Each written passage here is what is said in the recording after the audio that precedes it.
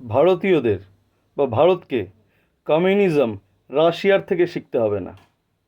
আমরা যদি আমাদের ইতিহাসটা একটু পড়ি, আমাদের ইতিহাস বলতে আমাদের শাস্ত্র, আমাদের পুরাণ, আমাদের শাস্ত্র ওই লীলা করে, কৃষ্ণ লীলা করেছেন সেই বলে মানুষকে এন্টারটেনমেন্ট করার জিনিস নয়।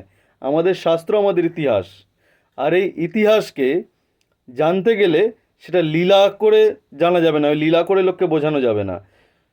সেটা বুঝতে গেলে তার গভীরে গিয়ে বুঝতে হবে। যখন যাদব যে বংশ, সেই যাদব বংশটাকে একটু যদি ভালো করে দেখা যায়, সেখানে দেখা যাবে সেখানে কারা কারা আছেন বৃষ্ণি, আর কারা আছেন অন্ধক, আর কারা আছেন ভোজ, আর কারা আছেন বিদর্ভ। এরকম 7 থেকে 8টা গোষ্ঠী তারা একসাথে থাকে। তাদের গোষ্ঠীর মধ্যে যিনি সবচেয়ে শক্তিশালী তিনি তার প্রধান হন এবং তিনি সমস্ত কিছু চালন করেন। যেমন কিনা কৃষ্ণ এবং বলরামের মধ্যে হচ্ছেন বলরাম। এখন কথা হচ্ছে, যখন একটা এখানে কাহিনী বলতেই হয় যে সুভদ্রাকে যখন অর্জুন হরণ করে নিয়ে যাচ্ছেন, তো তখন যখন খবর পেয়েছেন বলদেব যে সুভদ্রাকে হরণ করে নিয়ে যাচ্ছে, তখন বলছেন সবাইকে, কেউ ঘোড়ার লাগাম পড়াও, কেউ জিন পড়াও, কেউ তাড়াতাড়ি এই ধর ধর ধর ধর, পালালো পালালো। হ্যাঁ, এরকম রব উঠেছে, সবাই সেই কাজ করছে, কিন্তু শ্রীকৃষ্ণ একদিকে দাঁড়িয়ে আছে।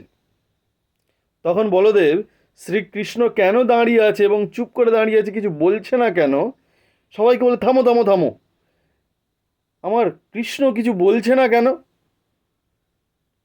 তো এই কথার মধ্যে একটা জিনিসই লুকিয়ে আছে, সে কিন্তু বড়, সে কিন্তু সবার প্রধান, তাকে সবাই মেনে নিয়েছে, কিন্তু তবুও সে তার থেকে যে ছোট, তার কথাটা শোনার জন্যে আগ্রহ প্রকাশ করছে।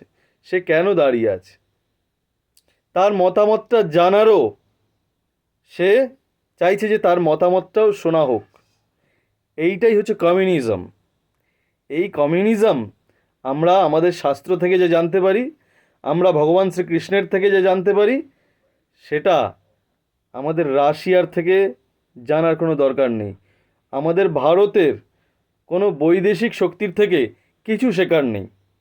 আমাদের যে ইতিহাস, তা হাজার হাজার বছরের ইতিহাস, আর সেই ইতিহাস, সেই সমৃদ্ধ ইতিহাস নিয়েই আমরা এগিয়ে চলতে পারি, যদি আমরা একটু গভীরে চিন্তা করি তবেই।